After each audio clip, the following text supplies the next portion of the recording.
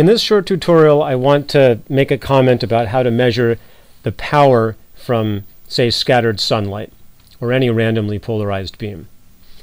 So to set up this problem, we need to consider a direction in which some randomly polarized beam of light is coming from some source S. So there's randomly polarized light heading this way, and we can think about this beam containing two different polarizations. One is into and out of the plane of the page, I'll call that A, and one is vertical with respect to our viewing system, and I'll call that polarization B. And randomly polarized light means that there's an A oscillation happening and a B oscillation happening, and they're not correlated with each other over the time scale of, say, a second, which would be our measurement time. And so we basically have to think of it as independent shaking in the A direction and in the B direction. That's a way that we can model randomly polarized light. And now we can talk about a target location here where some scattering is going to occur that we're going to look at. So now we're viewing some scattering that's going to come down here, and so there's a R vector which is locating that spot relative to some observer, and I'll draw the eye of the observer as we often do. So there's an observer down here trying to see radiation. Let's suppose that the power in this beam has total power P. So when I draw, and I'll even write P naught. So there's a total power P naught that's in this beam. Since it's randomly polarized, if I held a horizontal polarizer up to it and passed component A, I would get power P naught over 2.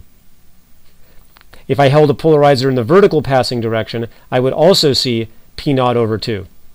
And that would be the, if you will, the B power. And so it's sufficient to think about what's happening over here. Let's first think about the A oscillation. So we've now got, at this location, this A oscillation, and it has a power P naught over 2. And then we can consider the B oscillation happening also over here independently, and it has power P naught over 2. And then we think about separately the power that A would radiate to here and the power that B would radiate to here. And we see that they have the same initial strength. The input powers are the same. There are a lot of things that are the same. So other things that are the same, well, the light source, we would be considering a particular wavelength band of sunlight, or maybe this is a narrow band LED emitter or something. So we're going to think about this being monochromatic light, so there's the same frequency of A and B. We're going to assume that since they have the same power, that's essentially saying that they should induce, that's a lowercase script p. That's confusing. Let me make sure I emphasize that. This is a script p. This is the dipole moment that it induces. So the dipole moment that's induced when it shakes electron clouds here, that P naught that we had in our expressions for dipole radiation, should be the same. A and B are the same strength, therefore they'll induce the same dipole moments. Another thing that's the same is the viewing direction. Everything about the distance and even the direction of R is exactly the same. So what's different about this situation is that the dipole direction, although the dipole strength is the same, the dipole direction is not. And we talked about this already some in class, and we talked about Princess Fatonia looking at the sky. But let's just say it again. In one case, with A, the dipole moment for A, so if I were to say the A dipole moment is into and out of the board, that's perpendicular to R. If you look back in your notes, you know that theta is the angle between the dipole direction, dipole dir, and r direction. So now we've got two cases. For A,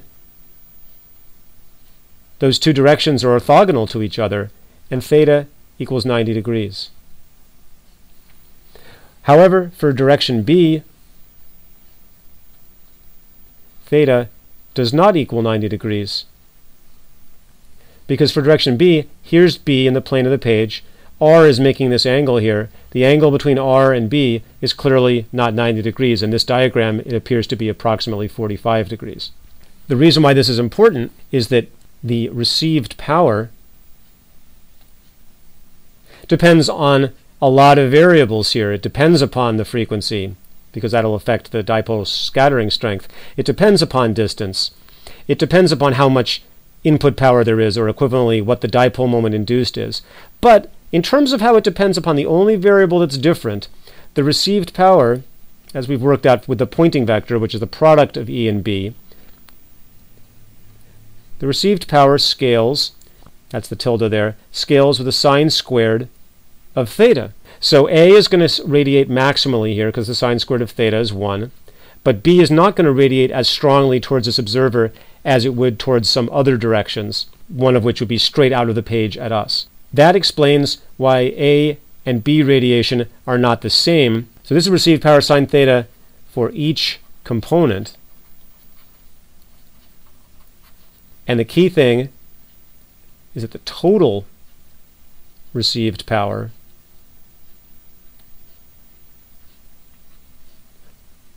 in this case, where the A and B oscillations are not correlated with each other, so we can't think about it as a unique polarization state. Total received power scales as sine squared of theta A plus sine squared of theta B.